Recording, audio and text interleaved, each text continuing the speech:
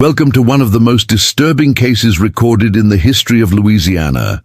Before we begin, I invite you to leave in the comments where you're watching from and the exact time you're listening to this narration. We're interested to know which places and what times of day or night these documented accounts reach. It began with a simple notice in the St. Charles Herald on April 14, 1847.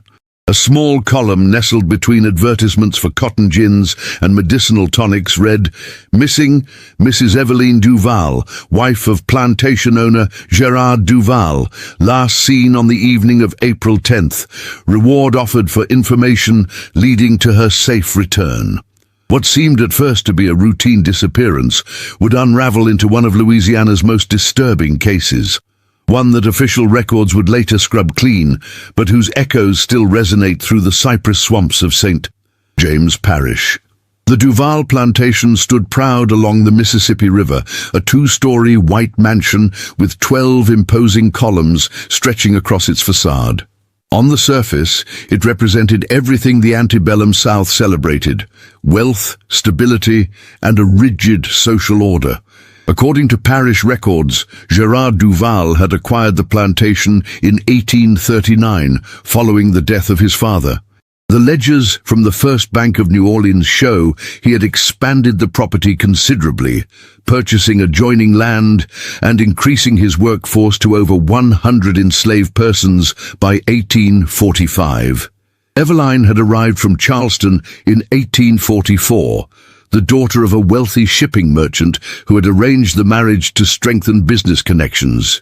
The couple's wedding announcement in the New Orleans Picayune described her as a woman of extraordinary beauty and refined accomplishment, certain to grace Louisiana society with her presence. Surviving letters from Eveline to her cousin in Virginia, discovered in a family collection in 1952, paint a different picture. "The air here suffocates," she wrote 3 months after her arrival. "The house feels like a museum, where I'm both exhibit and visitor." Parish records indicate that Henry Carter had been purchased at the New Orleans slave market in January of 1846. His bill of sale, later recovered from the Duval estate papers during an academic survey in 1964, listed him as male, approximately 26 years of age, literate, skilled in carpentry, of sound body and temperament. A rare notation at the bottom, presumably in Gerard Duval's handwriting, specified, "To serve in house and manage library organization." What followed was a period of apparent calm. The plantation's accounting books from 1846 show increasing profits from sugar cane production. Gerard Duval's name appears frequently in parish meeting minutes, where he advocated for stricter controls on the movement of enslaved people between plantations. A journal belonging to Margaret Fontaine, wife of a neighboring plantation owner, mentions Eveline at various social gatherings, describing her as quiet to the point of invisibility, though her eyes seem to take in everything. The journal entry from Christmas of 1846 notes that Mrs. Duval seemed unusually distracted during the sermon and excused herself before the meal was served. The winter of 1846 gave way to spring, and with it came the first disruptions to the plantation's carefully maintained order. A ledger entry from March 3rd notes disciplinary action required for Henry C., found in mistress's private sitting room without permission. A subsequent entry from March 21st indicates H.C. reassigned to field duties as punishment. Yet a curious counter-entry, dated March 28th, returns him to household duties with the notation, "At mistress's insistence, H.C. returned to library management." On April 10th, 1847, multiple events converged. According to the overseer's daily report, Gerard Duval departed for New Orleans on business, expected to return in 3 days. The weather journal kept by the plantation manager noted heavy rains beginning at sunset, continuing through night. The last documented sighting of Eveline was by the cook, who later told investigators she had requested tea be brought to the library at approximately 8 o'clock in the evening. By morning, both Evelyn Duval and Henry Carter were gone. What followed was a search unprecedented in its scale for St. James Parish. Gerard Duval returned from New Orleans and immediately organized search parties that combed the surrounding swamps and checked every road leading away from the plantation. The New Orleans Daily Crescent reported on April 17th that 50 men with dogs traversed the wilderness in search of Mrs. Duval, who is feared to have been abducted by a runaway slave. Notices were posted as far north as Natchez and as far east as Mobile. The official narrative quickly solidified around abduction. "Respected planter's wife taken by slave," read the headline in the Baton Rouge Gazette on April 21st. The article quoted Gerard Duval claiming that Henry had shown signs of instability and had developed an unhealthy fixation on Mrs. Duval due to their shared interest in literature. A reward notice published in multiple Southern newspapers offered $1,000 for the return of Mrs. Evelyn Duval and the capture, dead or alive, of the Negro man Henry, who has taken her against her will. Yet contradictions emerged almost immediately.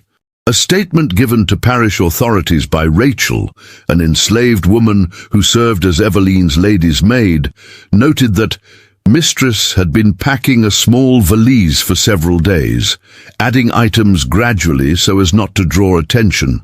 This statement was stricken from official records, but preserved in the private notes of Sheriff Thomas Wilkinson, discovered among his effects after his death in 1861.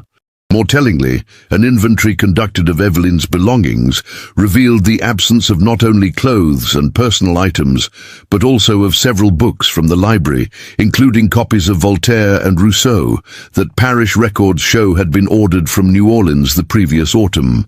Gerard Duval insisted these items had been taken by Henry as further evidence of his crime. As the search extended into its second week, a riverboat captain reported seeing a white woman and a Negro man boarding his vessel at a small landing 10 miles downriver from the Duval plantation on the morning of April 11th. According to his statement, they had purchased passage to New Orleans, where they disembarked and disappeared into the city. When questioned about their behavior, the captain reported that they spoke little but sat closely together, and the woman wore a dark veil throughout the journey.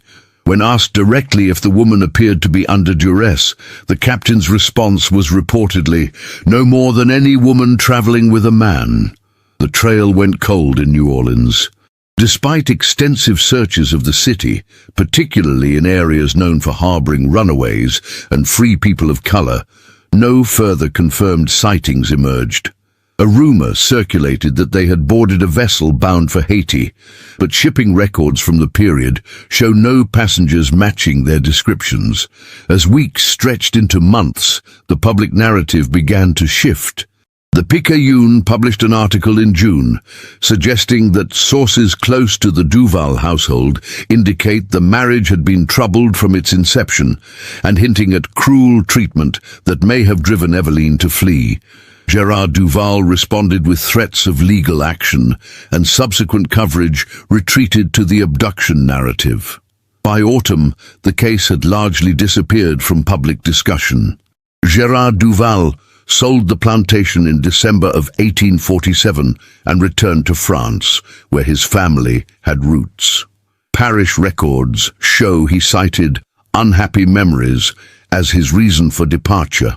The plantation house itself burned to the ground in 1849, attributed to a lightning strike. Local rumors suggested arson, though no investigation was ever conducted. The case might have remained buried in obscurity had it not been for the discovery of a curious document in 1958. During renovation of an old townhouse in the French Quarter, workers found a sealed tin box hidden within a wall cavity. Inside was a journal, water-damaged but partially legible, bearing the inscription, "Property of E.D." The journal was turned over to Tulane University historians, who dated it to the mid-19th century based on the paper composition and ink analysis. Only fragments of the journal remain readable, but they paint a startling picture at odds with the official record. One entry, presumed to date from early 1846, reads, G. treats his books with more tenderness than he has ever shown me. The new man, H, understands their value as well, and speaks of authors I had not expected anyone here to know. A later entry continues, H and I discussed Rousseau today when G was occupied with the mill machinery. He has learned through paths I cannot imagine, acquiring knowledge despite every barrier erected against it. By winter of 1846, the tone shifts. The way G looks at H, when he thinks I do not notice, with suspicion, with malice, I fear what may come. And later, G struck me today when I protested H's reassignment to the fields, said I had become too familiar with the slaves, if only he knew the thoughts that now occupy my mind. The final legible entry, undated but presumably from early April 1847, is the most revealing. We have agreed, when G goes to New Orleans, the riverboat at dawn, H, says there are people in the city who can help us reach Philadelphia. I take only what cannot be replaced. My heart races with fear and something else, perhaps the first true hope I have felt since coming to this dreadful place. The journal's discovery sparked renewed interest in the case among historians specializing in antebellum Southern society. A 1962 article in the Journal of Southern History suggested the Duval case represented a rarely documented instance of voluntary escape across racial boundaries, though this interpretation remained controversial. In 1964, research conducted in Philadelphia City Archives uncovered a marriage certificate dated October 3, 1847, between an Ellen Davis and Harold Carter.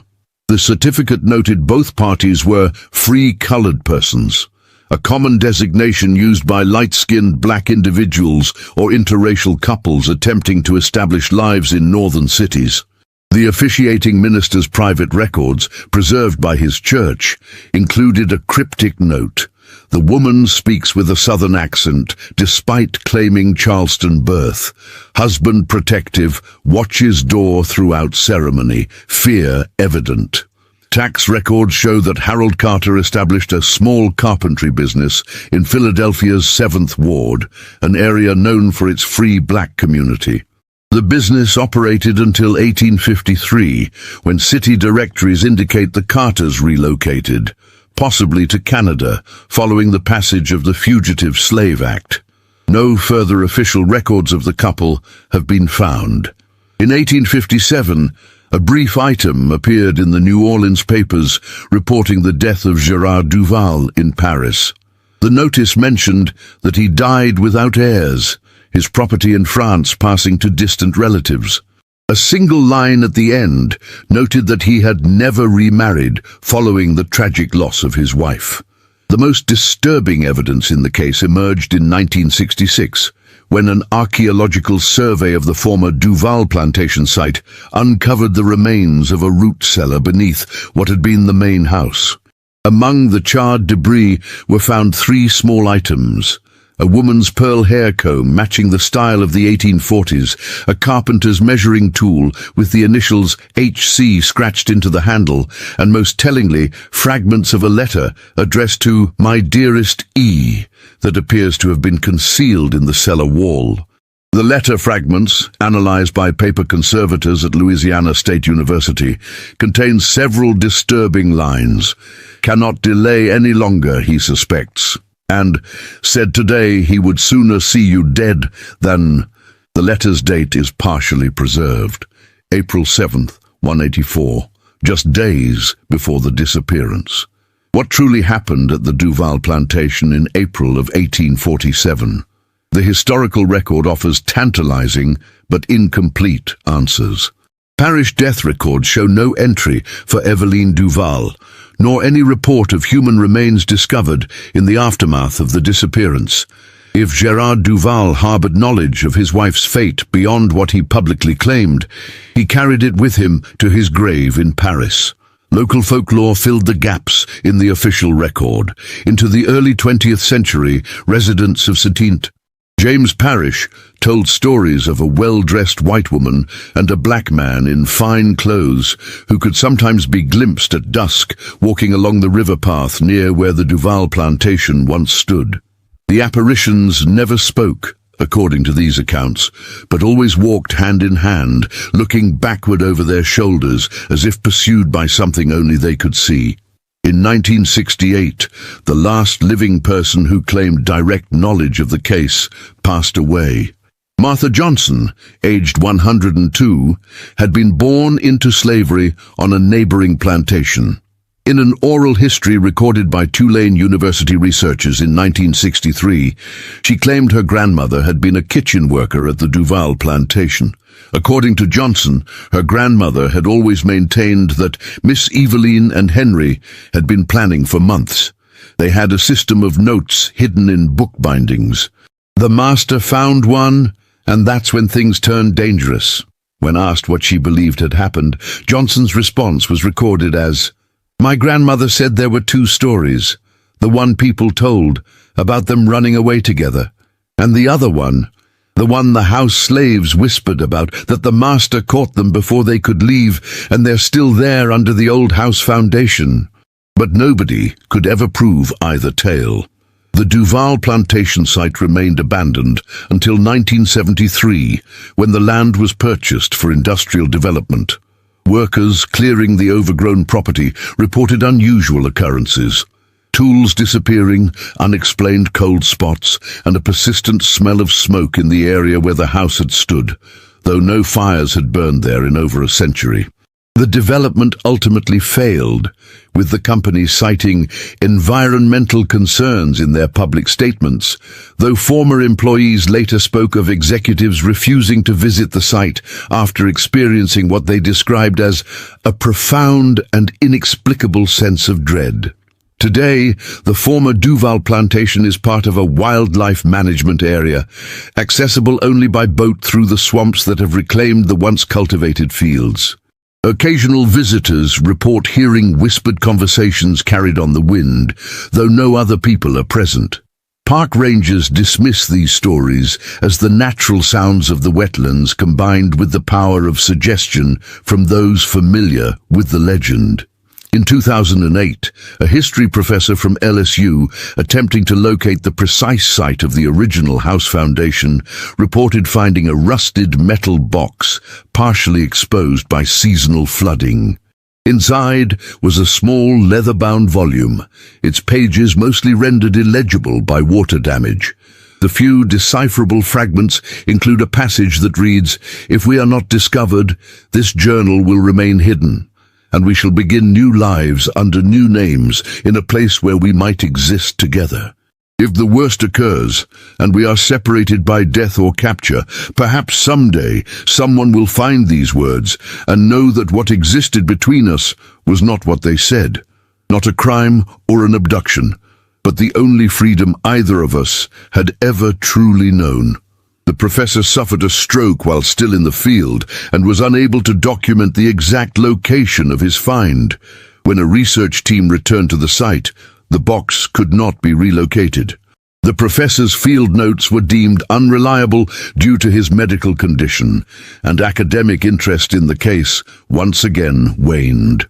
In the parish courthouse, the official record of the Duval case remains filed under Unresolved Crimes, Abduction, a thin folder containing yellowed newspaper clippings and the original missing person report.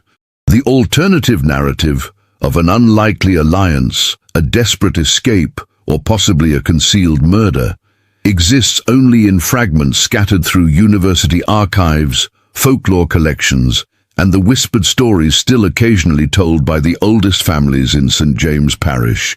The true fate of Evelyn Duval and Henry Carter remains unknown.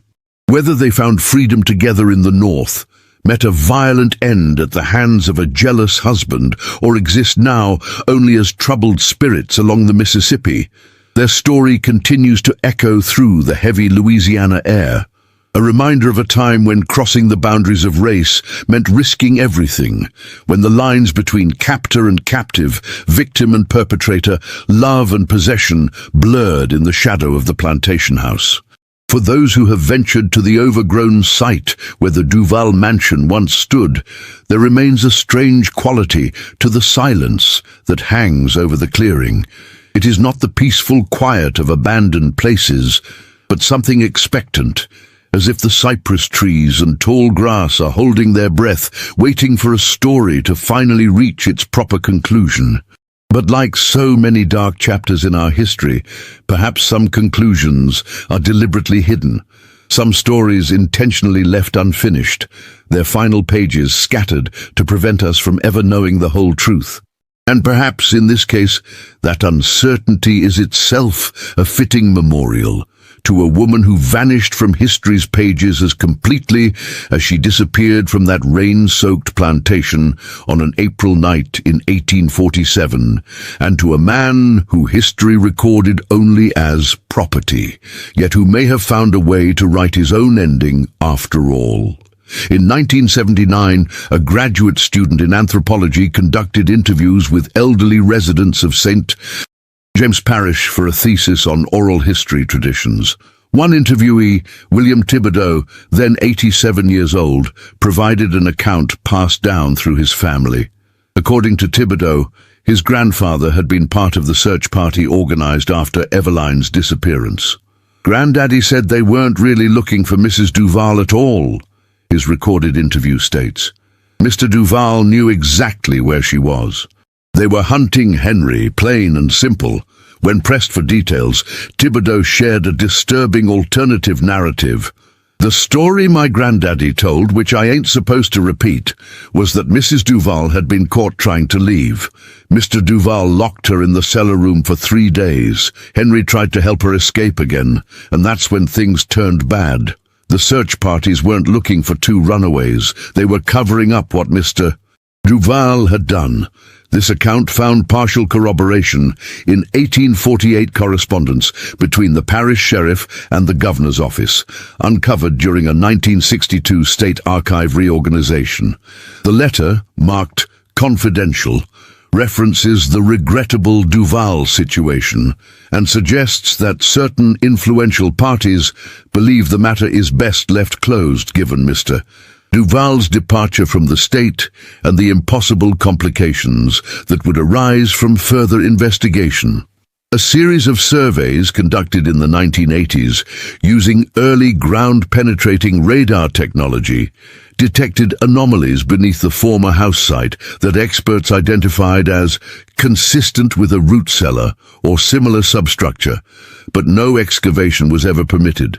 The land had changed ownership multiple times, and the current owners denied access for archaeological investigation, citing concerns about disturbing historical remains. In 1983, renovations to an old church in Philadelphia's Northern Liberties neighborhood revealed a hidden compartment beneath the pulpit containing various documents related to the Underground Railroad. Among them was a list of individuals who had passed through the church's sanctuary between 1847 and 1851. An entry dated November 1847 mentions E.D. and H.C. from Louisiana, provided with papers and funds for passage to Canada. Woman ill, recovering from injuries, both traumatized but determined. This document reignited interest in the possibility that Evelyn and Henry had indeed escaped north. However, extensive searches of Canadian census records and community archives in likely destination cities like Toronto and Montreal yielded no conclusive evidence of their settlement there under either their original names or known aliases. The mystery deepened in 1991 when a descendant of Gérard Duval's French relatives discovered a locked journal among family heirlooms in Paris. The journal, written in French and dating from 1848 to 1857, contains several entries referencing Eveline.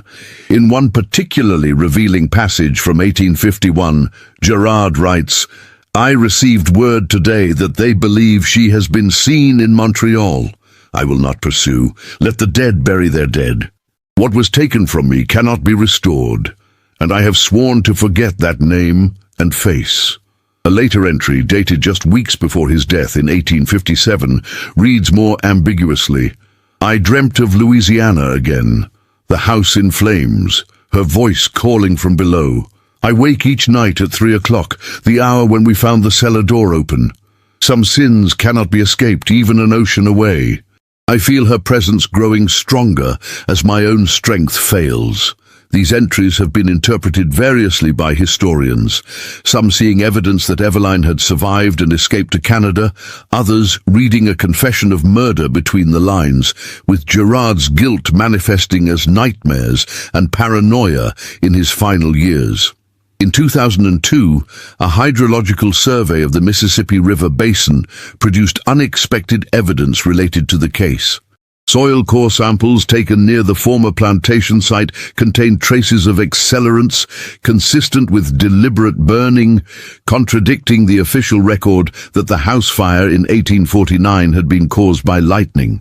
More disturbing were traces of human remains detected in deeper layers of the soil, though the fragmentary nature of the evidence made it impossible to determine age, gender, or number of individuals. When this information became public, descendants of families from the surrounding plantations came forward with stories that had been passed down through generations. 3 separate accounts mentioned that in the weeks following Eveline's disappearance, enslaved workers from neighboring properties had been conscripted to dig at night on Duval land. One account specifically mentioned activity around the house foundation and cellar. These workers reportedly never spoke of what they had seen or done there, except in the most oblique terms, even decades after emancipation. A journal entry from 1865, written by a Union officer stationed in the parish during Reconstruction, notes, "The locals, both white and colored, share a strange reluctance to discuss the ruins of the D plantation. When pressed, an elderly Negro man told me only that some ground won't grow crops proper when it's been fed with the wrong kind of seed." The meaning of this cryptic statement remains unclear, though the land in question has indeed lain fallow since the war began.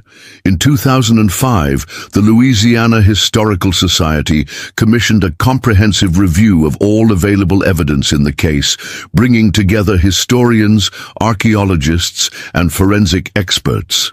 Their 300-page report, published in 2007, concluded that while no single definitive narrative can be established, the preponderance of evidence suggests that Eveline Duval and Henry Carter likely perished on or near the plantation property in April 1847, possibly at the hands of Gerard Duval or his agents, with their remains concealed to prevent discovery. The report was not without its critics. A minority opinion included in the appendix argued that the documentary evidence from Philadelphia and Montreal, while circumstantial, offered a plausible case for their successful escape.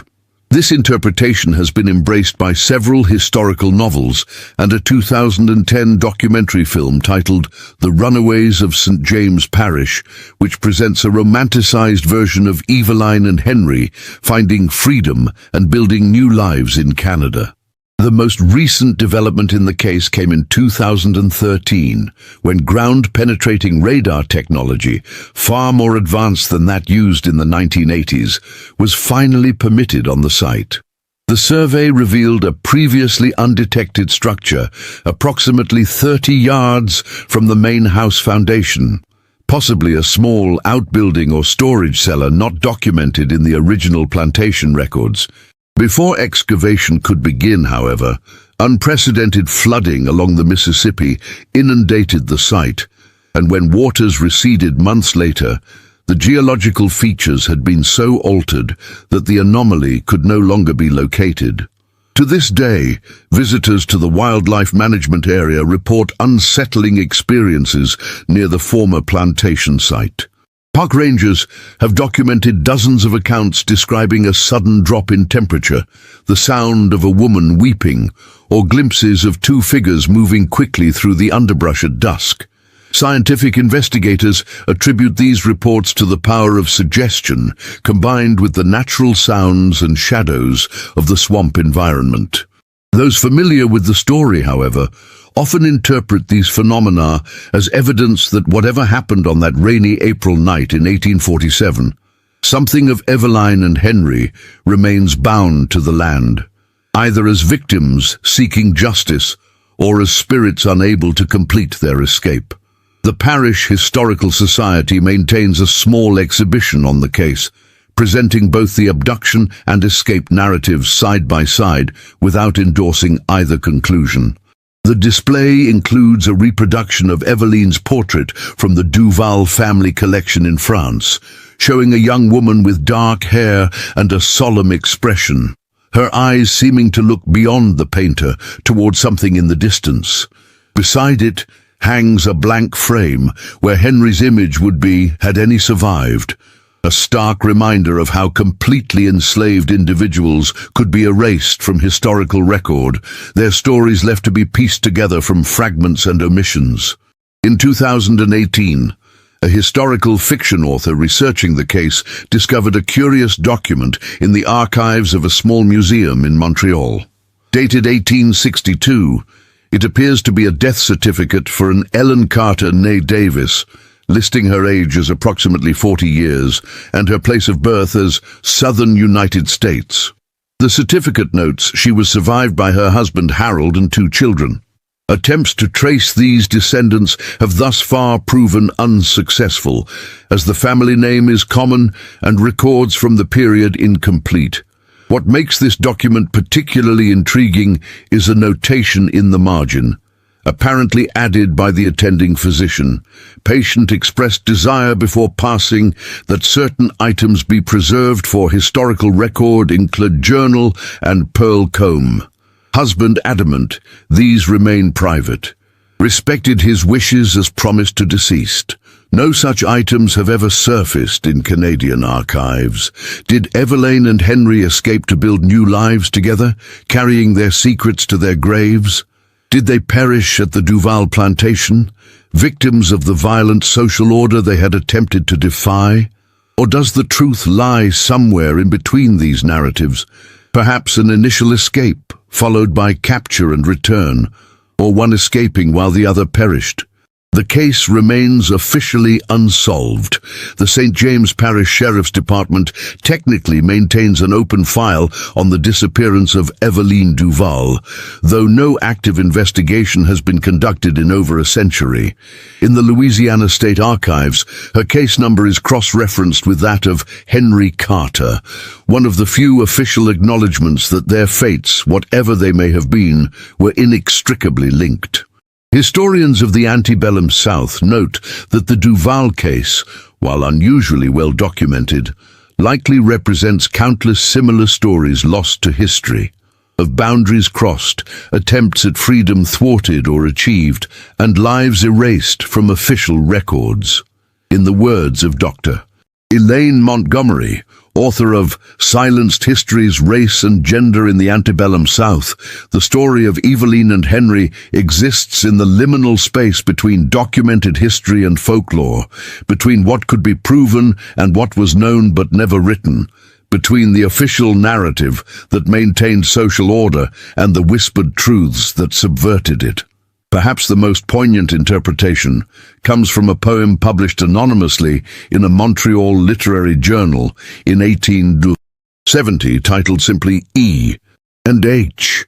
While no direct connection to Eveline and Henry can be established, the final stanza reads, "Two souls who fled across the line, where freedom meets with fear, their names erased, their paths concealed, their whispers still we hear. Not ghost nor flesh but memory, too stubborn to depart. The truth lies buried not in earth but in the human heart." On moonless nights, when the Louisiana air hangs heavy with moisture and the